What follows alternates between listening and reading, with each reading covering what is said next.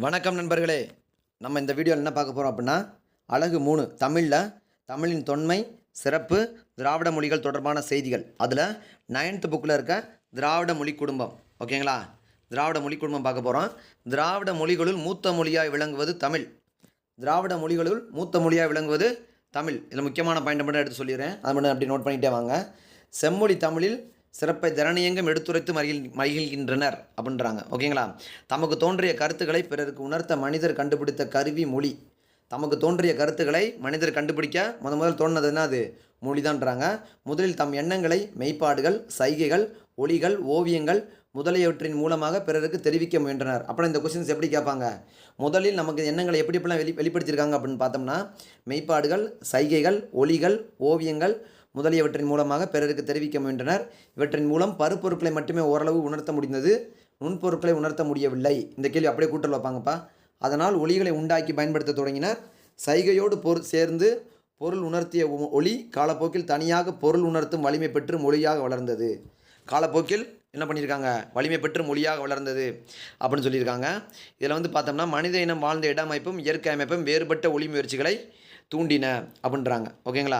அதுக்கப்புறம் பார்த்தோம்னா, மொழி குடும்பங்கள், மொழிகளின் காட்சி சாலைன்றாங்க. இந்தியாவில் பேசப்படும் மொழிகளின் எண்ணிக்கை கிட்டத்தட்ட 1300க்கும் அதிகமாக தான் இருக்குது அப்படின்றாங்க. இதை 4 மொழி குடும்பங்களில் வகைப்படுத்துகிறாங்க. இந்தோ ஆசிய மொழிகள், திராவிட மொழிகள், ஆஸ்திரோ ஆசிய மொழிகள், சீன திபெத்திய மொழிகள் என அழைக்கப்படுகின்றன. இந்தோ ஆசிய மொழிகள், திராவிட மொழிகள், ஆஸ்திரோ ஆசிய மொழிகள், சீன திபெத்திய மொழிகள் அப்படின்னு சொல்லி 4 தான் சொல்கிறாங்க. டோட்டலாக என்ன சொல்கிறாங்க? இந்தியாவில் பேசப்படும் மொழிகளை பல கிளைகள் மொழிகளும் இங்கு பேசப்படுவதால் இந்திய நாட்டை மொழிகளின் காட்சி சாலைன்னு சொன்னவர் யார் அப்படின்னா அகத்தியலிங்கம். இந்தியாவில் பேசப்படும் மொழிகளின் அளவுகளின் எண்ணிக்கையை பொறுத்து மொழிகளின் காட்சி சாலைன்னு சொன்னவர் யார்? அகத்தியலிங்கம். ஓகேங்களா? அதுக்கப்புறம் பார்த்தோம்னா, திராவிடம் என்ற சொல்லை முதலில் குறிப்பிட்டவர் யார் அப்படின்னா குமரிலப்பட்டர். இந்த கேள்வி கேட்டிருக்காங்க ஆல்ரெடி. திராவிடம் என்ற சொல்லை முதலில் குறிப்பிட்டவர் யார்? குமரிலப்பட்டர். தமிழ் என்னும் சொல்லிலிருந்து தான் திராவிடா என்னும் சொல் பிறந்தது என்று மொழி ஆராய்ச்சியாளர்கள் கருதுகின்றனர். இராஸ் பாதிரியார் என்பவர் இம்மாற்றத்தை தமிழ், தமிழா, தமிழ, ட்ரமிழா, ட்ரமிழ, திரவிடா, திராவிட என வந்ததாக குறிப்பிடுகிறார். ஓகேங்களா? இராஸ் பாதிரியார் தான் இப்படி குறிப்பிடுறாரு. தமிழ், தமிழா, தமிழ, ட்ரமிழா, ட்ரமிழ, திரவிடா, திராவிட என வந்ததாக இராஸ் பாதிரியார் குறிப்பிடுகிறார். ஓகேங்களா? அறிஞர் வில்லியம் ஜோன்ஸ் என்ன சொல்கிறார் அப்படின்னா, வடமொழியை ஆராய்ந்து மற்ற ஐரோப்பிய மொழிகளோடு தொடர்புடையது. வடமொழி முதலில் குறிப்பிட்டவர் யார் அப்படின்னா அறிஞர் வில்லியம் ஜோன்ஸ். 1816ஆம் ஆண்டில் பாப் ராஸ்க் கிரிம் இந்த 3 பேராசிரியர்கள் என்ன பண்ணியிருக்காங்க? மொழி சார்ந்த பல ஆய்வுகள் மேற்கொண்டிருக்காங்க. எந்த வருஷம்னா 1816. வில்லியம் ஜோன்ஸ் வடமொழியை ஆராய்ந்து மற்ற ஐரோப்பிய மொழிகளோடு தொடர்புடையது வடமொழி என முதலில் குறிப்பிட்டார். முதலில் பிரான்ஸ் எல்லிஸ் என்பவர் சொல்லியிருக்காரு. தமிழ், தெலுங்கு, கன்னடம், மலையாளம் போன்ற மொழிகளை என்ன சொல்லியிருக்காப்புல? தமிழ், தெலுங்கு, மலையாளம் போன்ற மொழியில் ஒப்புமைப்படுத்தி இவங்களாம் ஒரு மொழி குடும்பம் இருக்காரு. தமிழ், கன்னடம், மலையாளம் இதெல்லாம் தனியாக இவங்க ஒரு தனி ஃபேமிலி அப்படின்னு சொன்னவர் யார் அப்படின்னா பிரான்சிஸ் எல்லிஸ். ஒரே இனமாக கருதி தென்னிந்திய மொழிகள் என பெயரிட்டவரும் பிரான்சிஸ் எல்லிஸ் தான். இதனை மால்தோ, தோடா, தோண்டி முதலான மொழிகள் பற்றிய ஆய்வுகள் மேற்கொள்ளப்பட்டன. ஹோக்கன் என்பவர் இம்மொழிகள் அனைத்தையும் இணைத்து தமிழியன் என பெயரிட்டார். அப்படின்னா இம்மொழிகள் இணைத்து தமிழியன் பேர் வச்சவர் யார்? ஹோக்கன். ஓகேங்களா? மார்க்ஸ் முல்லரும் அதே கருத்து தான் வச்சுருந்தா சொல்கிறாங்க. 1856 திராவிட மொழிகளின் ஒப்பிலக்கணம் என்னும் நூலில் கால்டுவெல் என்ன பண்ணுறாரு? திராவிட மொழி ஒப்பிலக்கணம் என்ற நூல் எழுதினவர் யார்? கால்டுவெல். அவர் தான் எழுதியிருக்காப்புல. இது என்ன சொல்லியிருக்காப்புல? திராவிட மொழிகள் ஆரிய மொழி குடும்பத்திலிருந்து வேறுபட்டவை அப்படின்னு சொன்னவர் தான் யார்? கால்டுவெல். ஓகேங்களா? அவரோட சமாதி எங்கே இருக்குது அப்படின்னா கொடைக்கானலில் இருக்குது. அவரோட சமாதி எங்கே இருக்குது? கொடைக்கானலில் இருக்குது. சமஸ்கிருத மொழிக்குள்ளும் செல்வாக்கு செலுத்தியுள்ளன என சொல்லியிருக்காப்புல. ஆரிய மொழி குடும்பத்திலிருந்து வேறுபட்டு சமஸ்கிருத மொழிக்குள்ளும் செல்வாக்கு செலுத்தியிருக்கு தான் இந்த திராவிட மொழிகள் அப்படின்றாரு. கால்டுவெலுக்கு பின்னர் நிறைய அறிஞர்கள் அதே கருத்து தான் சொல்லியிருக்காங்க. திராவிட மொழி குடும்பம் தென் திராவிட மொழி, நடு திராவிட மொழி, வட திராவிட மொழி என 3ஆக பிரிக்கப்பட்டுள்ளது. ஓகேங்களா? என்ன சொல்லியிருக்காங்க? 3ஆக பிரிக்கப்பட்டது. தென் திராவிட மொழி அப்படின்னா தமிழ், மலையாளம், கன்னடம், குடுகு, குழு, கோத்தா, தோடா, கோரகா, இருளா. ஓகேங்களா? நடு திராவிட மொழி பார்த்தோம்னா தெலுங்கில் கூவி கூவி பஜ்ஜியை விற்கிறாங்க. ஞாபகத்தில் வச்சுக்கோங்க. தெலுங்கு கூவி பஜ்ஜி, பெங்கோ ஜதபு நாயக்கி, கோயா கொண்டி கோலமி, கோலம் ஒரே ஆர்டராக வச்சுக்கோங்க. இது பார்த்தா குரு மாமா பிராய்லர் கடைன்னு வச்சுக்கோங்க. பிராய்லர் கறி விற்கிறாங்களே, குரு மாமான்றது என்னது? குரு மால்தோ பிராகுயி. இதான் வட திராவிட மொழி. ஓகேங்களா? தென் திராவிட மொழி, நடு திராவிட மொழி, வட திராவிட மொழி. இப்படி ஞாபகத்தில் வச்சுட்டீங்கன்னா கொஞ்சம் நாள் நீட்டாக வந்து ஞாபகத்தில் இருக்கும் உங்களுக்கு. அதுக்கப்புறம் வந்து 24 மொழிகள் தவிர அண்மையில் 4 மொழிகள் கண்டுபிடிச்சிருக்காங்க. மொத்தம் அப்படின்னா எத்தனை மொழிகள்னா 28 மொழிகள் இருக்குது. ஓகேங்களா? எருகலா, தங்கா, குறும்பா, சோழிகா, அதான் அந்த 4 மொழிகள். மொத்தம் வந்து தென் திராவிட மொழிகள், நடு திராவிட மொழி, வட திராவிட மொழிகள் மொத்தம் 24 சேர்த்து எக்ஸ்ட்ரா வந்து என்ன பண்ணியிருக்காங்க, எருகலா, தங்கா, குறும்பாவையும் கண்டுபிடிச்சிருக்காங்க. திராவிட மொழியின் பொது பண்புகள், திராவிட மொழியின் பொது பண்புகள்னு சொல்லி பார்த்தோம்னா அடிச்சொற்கள் தான் பொதுவான பண்புகள் அப்படின்னு சொல்லி முக்கியமாக சொல்கிறாங்க, காண முடிகிறதுன்னு சொல்லி. அடுத்து கால்டுவெல், தமிழ் வடமொழியின் மகள் கிடையாது, அது தனி குடும்பத்திற்குரிய மொழி. சமஸ்கிருத கலப்பின்றி அது தனித்து இயங்கும் ஆற்றல் பெற்ற மொழி. தமிழுக்கும் இந்தியாவின் பிற மொழிகளுக்கும் தொடர்பு இருக்கலாம் அப்படின்னு சொல்லி சொன்னவர் யார்? வடமொழி வந்து தமிழ் தான், தமிழ் வடமொழியின் மகள் கிடையாது. ஓகேங்களா? அப்படி சொன்னவர் யார்? கால்டுவெல்னு சொல்லியிருக்காரு. தமிழ் வடமொழியின் மகளன்று, அது தனி குடும்பத்திற்கு உரிய மொழி. சமஸ்கிருத கலப்பின்றி அது தனித்து இயங்கும் ஆற்றல் பெற்ற மொழி. தமிழுக்கும் இந்தியாவின் பிற மொழிகளுக்கும் தொடர்பு இருக்கலாம் அப்படின்னு சொன்னவர் யார்? கால்டுவெல். ஓகேங்களா? இந்த அடிச்சொல் திராவிட மொழிகள் இது கண்டிப்பாக அதை நல்லா பார்த்துக்கங்கப்பா. கண் 3 சொல்லி இன்னும் போட்டிருந்தாங்கன்னா தமிழ். கண்ணு அப்படின்னா மலையாளம் கன்னடம். கண்ணு 2 சொல்லி போட்டாங்கன்னா தெலுங்கு குடகு. கண் அப்படின்னா குருக், கண் என்ன அர்த்தம்? குருக். ஹென் அப்படின்னா பர்ஜி, ஹென்னு என்ன அர்த்தம்? பர்ஜி. கொன்னு அர்த்தம்? தோடா. திராவிட மொழிகளில் எண்ணு பெயர்கள் ஒன்று போலவே அமைந்துள்ளன. 3 அப்படின்றது தமிழ், 3 அப்படின்றது மலையாளம். 3ன்றது தமிழ், 3 அப்படின்றது மலையாளம். மூடு அப்படின்றது தெலுங்கு, மூரு அப்படின்றது கன்னடம், மூஜி அப்படின்றது துளு. ஓகேங்களா?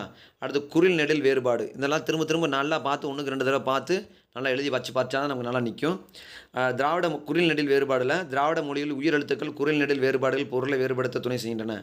அடி வந்து குரில், ஆடி வந்து நெடில், வழி குரில், வாளி நெடில். ஓகேங்களா?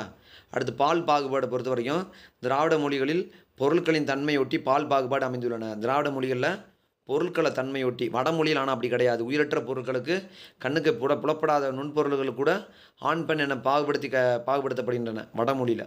இம்மொழியில் கைவிரல்கள் பெண்பால் என்றும் கால்விரல்கள் ஆண்பால் என்றும் வேறுபடுத்தப்படுகின்றன. கைவிரல் வந்து என்னது?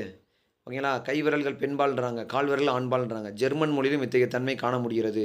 முகத்தின் பகுதிகளான வாய், மூக்கு, கண் ஆகியவை வேறு வேறு பால்களாக சுட்டப்படுகின்றன. வாய் என்பது ஆண்பால், மூக்கு என்பது பெண்பால், கண் என்பது பொதுப்பால் என்று பகுக்கு நிலை உள்ளது. ஓகேங்களா?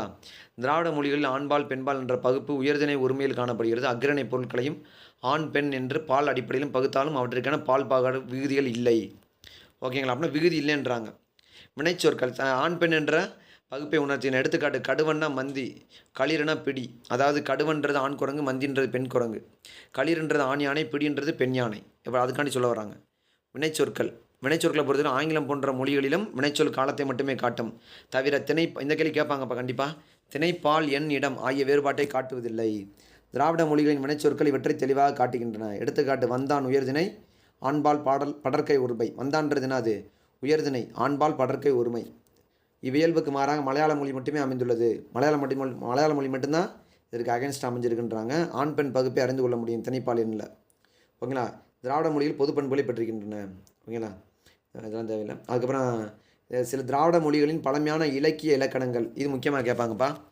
தமிழ் சங்க இலக்கியம் பொது ஆண்டு 5, பொது ஆண்டு 2ஆம் நூற்றாண்டு அளவில் இருக்குது. இலக்கணம் வந்து தொல்காப்பியம். காலம் வந்து பார்த்தோம்னா பொது ஆண்டு 3ஆம் நூற்றாண்டு. இலக்கியம் வந்து தமிழ் இலக்கிய வரலாறு மூவா எழுதுனது. ஓகேங்களா? சங்க இலக்கியம் 26,350 அடிகள். சங்க இலக்கியம் தான் மிகப்பெரிய அடிகளை கொண்டுள்ளது. கன்னடம் வந்து கவிராஜ மார்க்கம். இலக்கியம் 9ஆம் நூற்றாண்டு. காலம் இலக்கணம் வந்து கவிராஜ மார்க்கம். கன்னடத்தில் கவிராஜ மார்க்கம் 9ஆம் நூற்றாண்டு. இந்திய இலக்கண கொள்கைகளின் பின்னணியில் அமைஞ்சிருக்கு. ஓகேங்களா? தெலுங்கில் வந்து பாரதம் 11ஆம் நூற்றாண்டு. ஆந்திரா பாஷா பூஷணம் பொதாண்டு 12ஆம் நூற்றாண்டு. இது ரெண்டுக்குமே சேர்ந்து வந்து சேவை இது சண்முகம் தான் வந்து எழுதியிருக்காப்புல இந்திய இலக்கண கொள்கைகளின் பின்னணின்னு சொல்லி. மலையாளத்தில் ராமசரிதம் 12ஆம் நூற்றாண்டு. லீலா திலகம் 15ஆம் நூற்றாண்டு. மலையாள இலக்கிய வரலாறு சாகித்ய அகாடமி விருது வாங்கியிருக்கு. இந்த பாக்ஸை நல்லா படிச்சுக்கிறேன்ப்பா. இந்த கேள்வி எப்படி கேட்பாங்க அப்படின்னா, மலையாளத்தில் உள்ள இலக்கியம் வந்து ராமசரிதம், காலம் வந்து 12ஆம் நூற்றாண்டு. மலையாளத்தில் வந்து இலக்கணம் லீலா திலகம். ஓகேங்களா? காலம் வந்து பார்த்தோம்னா 15ஆம் நூற்றாண்டு. ராமசரிதம் வந்து பார்த்தோம்னா 12ஆம் நூற்றாண்டு. இலக்கண நூல் வந்து லீலா திலகம், அது 15ஆம் நூற்றாண்டு. இப்படி தான் நம்ம புரிஞ்சு படிச்சுக்கிறணும். திராவிட மொழிகளில் வந்து பார்த்தோம்னா சொல் ஒற்றுமை அப்படின்னு சொல்கிறாங்க. சொல் ஒற்றுமையை பொறுத்த வரைக்கும் தமிழில் வந்து மரம் 1, 100, நீ 2, 4, 5ன்னு சொல்கிறதெல்லாம் மலையாளத்தில், தெலுங்கில், கன்னடத்தில், தூளில், கூர்க்கில் எப்படி சொல்கிறாங்க அப்படின்னு சொல்லி நம்ம தெளிவாக படிச்சுக்கிறோம். இது ரொம்ப முக்கியமானது. மரம் அதே மரத்தை தான் சொல்கிறாங்க. 1, 1 மலையாளத்தில். 100, 100. ஓகேங்களா? நீ 2, 2, 4, 4, 5, 5. இது வந்து பார்த்தோம்னா மலையாளத்தில். தெலுங்கில் வந்து பார்த்தோம்னா மரம்னா மானு. தமிழில் வந்து 1 வந்து அவங்க ஒக்கடின்றாங்க. 100 வந்து 100. நீ வந்து நீவு, 2 வந்து 2, 4 வந்து 4, 5 வந்து 5, 5 அப்படின்றாங்க. கன்னடத்தில் வந்து மரத்தை மரம் தான் சொல்கிறாங்க. 1 வந்து 1, 100 வந்து 100, நீ வந்து நீன், 2 வந்து 2, 2 2 வந்து என்ன சொல்கிறாங்க 2, 4 வந்து 4, 5 வந்து 5, ஓகேங்களா. துளு வந்து பார்த்தோன்னா மரம் வந்து மர, 1 வந்து ஒஞ்சி, 100 வந்து 100, நீ வந்து ஈ, 2 வந்து ரட்டு, 4 வந்து 4, 5 வந்து 5, ஓகேங்களா. கூர்க்கில் வந்து பார்த்தோன்னா மரத்தை மர அப்படின்றாங்க, நீயை வந்து நின் அப்படின்றாங்க. கால்டுவெல்லும் திராவிட மொழியின் ஒப்பிலக்கணம் அப்படின்றதுலேருந்து சொல்லியிருக்காங்க. இதெல்லாமே தமிழின் தொன்மை இலக்கண இலக்கிய வளம் உடையது தமிழ் மொழியாகும்.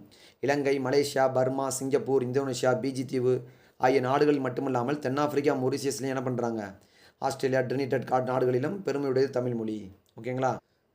அடுத்து தெரியுமான்றது வந்து பார்த்தோம்னா, மொரிசியஸ் இலங்கை நாடுகளில் பணத்தாள்களில் தமிழ் மொழி இடம்பெற்றுள்ளது. மொரிசியஸ்லையும் இலங்கையிலையும் தமிழ் மொழி இடம்பெற்றுள்ளதுன்றாங்க. ஏனைய திராவிட மொழிகளை விடவும் தமிழ் மொழி தனக்கான தனித்து இயங்கும் இலக்கண தன்மை கொண்டிருக்கின்றிருக்காங்க. குறைந்ததாக காணப்படும் மொழி தமிழே ஆகும். திராவிட மொழிகளில் பிற மொழி தாக்கம் கம்மியாக இருக்கிறது தமிழில் தான்.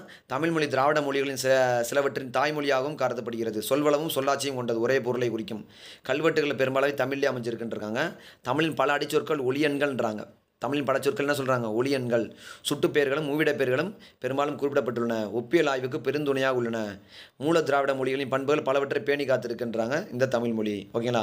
அதுக்கப்புறம் பார்க்க போகிறது என்னது அப்படின்னா, அகழாய்வுகள். அகழாய்வுகள்ன்றது என்னதுப்பா, அகழாய்வுகள்ன்றது என்னது, அகழாய்வுகள்ன்றது என்னென்ன இடத்துல வந்து தோண்டி எடுத்திருக்காங்க அப்படின்னு சொல்கிறது தான் வந்து என்னது, அகழாய்வுகள். ஓகேங்களா. அதாவது பண்டைய நூற்றாண்டில் வந்து நம்ம காலங்கள் எப்படி இருந்திருக்கு, சங்ககாலம் எப்படி இருந்திருக்கு, வரலாற்று காலம் எப்படி இருந்திருக்கு அப்படின்றது என்ன எதன் மூலமாக அறிய முடிகிறது நம்ம அப்படின்னு சொல்லி பார்த்தோம்னா, கல்வெட்டுகள், அகழ்வாராய்ச்சிகள் அதன் மூலமாக தான் அறிய முடிகிறது. இதில் வந்து பார்த்தோம்னா தொல்பொருள் அகழாய்வுகளை பொறுத்த வரைக்கும் இந்தியாவில் தொல்லியல் துறை எந்த ஆண்டு உருவாக்கப்பட்டதுன்னா 1861.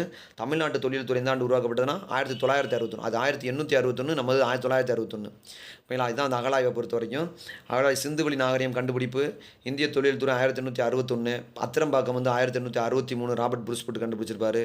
அவர் தமிழக தொல்லியல் துறை வந்து 1961 கொண்டு வந்திருப்பாங்க. பையம்பள்ளி, திருப்பத்தூர், ராமநாதபுரம், அழகன்குளம் இந்த மாதிரி இடங்களில் வந்து நிறையா அகழ்வாராய்ச்சிகள் நிறைய பண்ணியிருக்காங்க. மதுரைக்கு அருகே உள்ள சிவகங்கை மாவட்டம் திருப்புவனம் வட்டம் கீழடியில் வந்து பார்த்தோம்னா அகழாய்வில் சுடுமண்ணில் வந்து கண்டுபிடிச்சிருக்கா போட்டிருக்காங்க. 2300 ஆண்டுகளுக்கு முற்பட்டவை. இப்போ கூட வந்து தமிழகத்திலேருந்து தோன்றுகிறது தொன்மை, இரும்பின் காலம் தமிழகத்திலிருந்து துவங்குகிறது அப்படின்னு சொல்லி நம்ம முதலமைச்சர் கூட ஒரு இது வெளியிட்டார். இப்போ அதை பார்த்துருப்பீங்க நீங்கள். தமிழ் எழுத்துக்கள் பொறிக்கப்பட்ட பானைகள், ஓடுகள், கற்கருவிகள், நீர் சேகரிக்கும் தான் வந்து கண்டுபிடிச்சி. இந்த கேள்வி எப்படி கேட்பாங்கன்னா, கீழடி எங்கே இருக்குன்னு கேட்பாங்கப்பா. சிவகங்கை மாவட்டம்